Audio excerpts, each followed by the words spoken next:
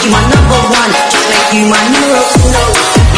Eating, nice to meet you, mucho gusto. Sweeter than a churro, she calls me Papi Chulo.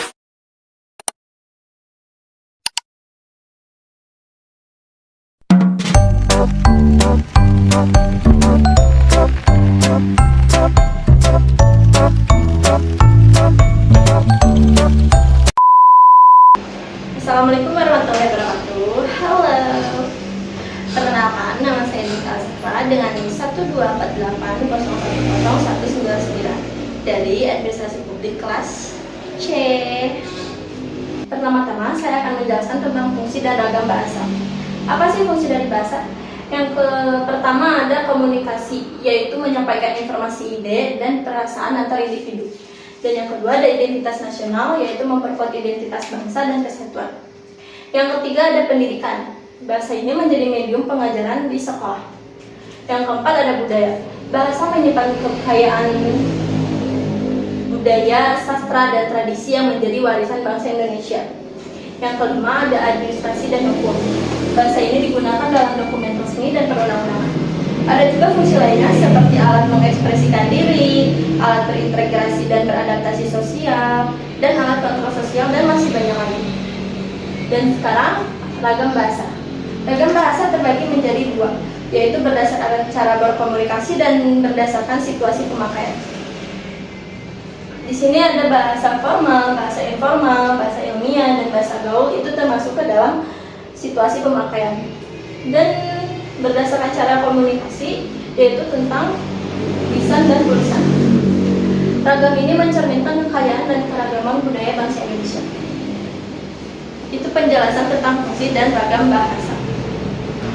Dan yang kedua, saya akan menjelaskan tentang membaca dan menyimak. Membaca adalah proses yang dilakukan serta digunakan untuk memperoleh pesan yang hendak disampaikan oleh penulis.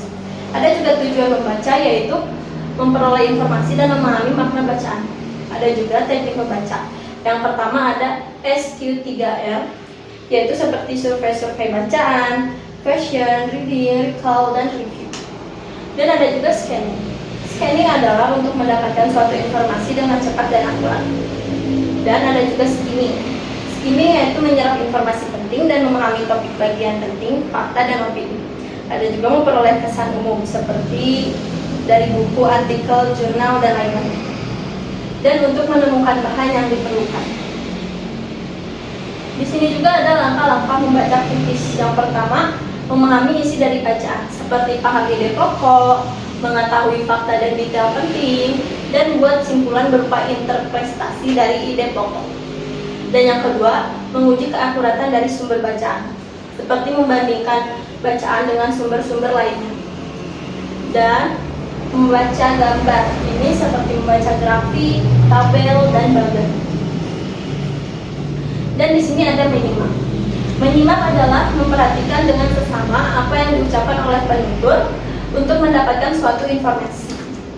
Dan tingkatan menyimak ada 4. Yang pertama mendengar, menginterpretasi, mengevaluasi, dan memberi reaksi. Dan cara menjadi pendengar yang baik adalah memiliki tujuan yang jelas dalam menyimak atau motivasi. Yang kedua ada menulis pertanyaan saat tidak mengerti dengan penjelasan penutur. Dan yang terakhir ada memperhatikan kata kunci yang diutarakan penutur sebagai penanda. Yang ketiga, saya akan menjelaskan tentang ringkasan, ikhtisar, dan resensi. Apa sih ringkasan?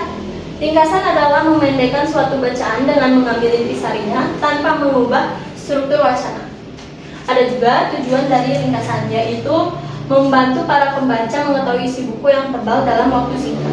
Ada juga langkah-langkah membuat ringkasan. Yang pertama ada membaca naskah asli, yang kedua mencatat gagasan utama, dan ketiga menyusun kembali gagasan utama dengan struktur yang benar dan mempertahankan bahasa atau sudut pandang pengarang. Dan ada juga ikhtisar. Ikhtisar tidak beda jauh dengan ringkasan.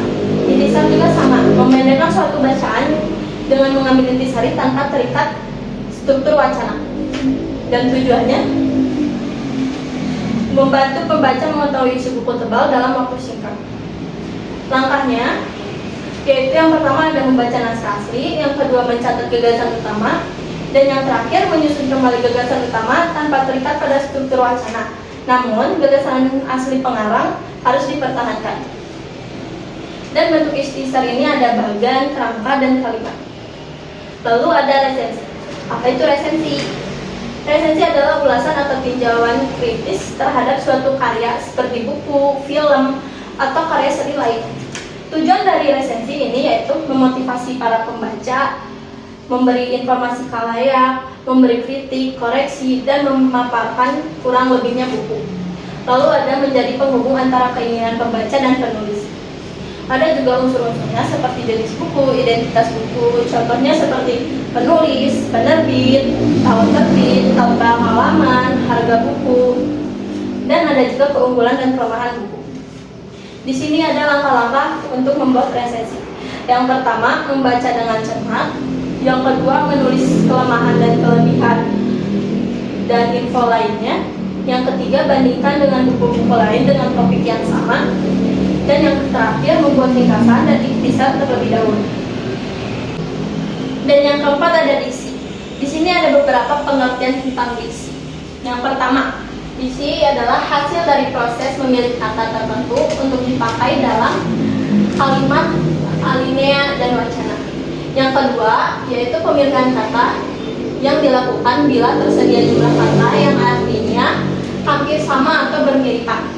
Dan yang ketiga, diksi itu untuk memilih kata yang tepat diperlukan analisis dan pertimbangan tertentu. Ada juga syarat ketepatan pemilihan kata. Menurut Kraft 1988 ada 6. Yang pertama ada konotasi dengan denotasi. Yang kedua ada sinonim. Yang ketiga ada kata-kata yang mirip. Yang keempat ada kata-kata abstrak. Kelima ada kata penghubung yang berpasangan. Dan yang terakhir ada kata umum dan kata khusus. Dan yang terakhir ada paragraf. Di sini ada beberapa pengertian tentang paragraf. Yang pertama ada satuan dasar tulisan yang lebih panjang dari kalimat dan lebih pendek dari tulisan. Yang kedua, sekelompok kalimat yang menggambarkan satu gagasan. Dan yang ketiga, yaitu mencakup satu kalimat topik yang memuat gagasan dan diikuti oleh kalimat tambahan seperti memperluas, memperjelas, menganalisis, dan menerangkan. Di sini juga ada ciri-ciri paragraf. Yang pertama yaitu satu gagasan seperti tertuang dalam kalimat topik.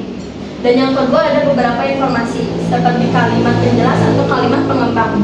Dan yang terakhir ada bentuk visual ditandai oleh perenggangan baris antar kelompok kalimat.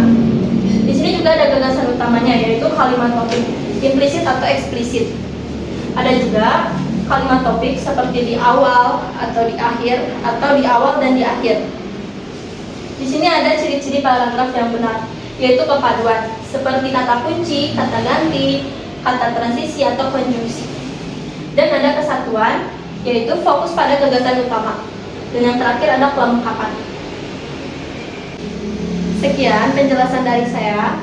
Mohon maaf bila ada kurang dan salah-salah kata. Wassalamualaikum warahmatullahi wabarakatuh. Thank you for watching.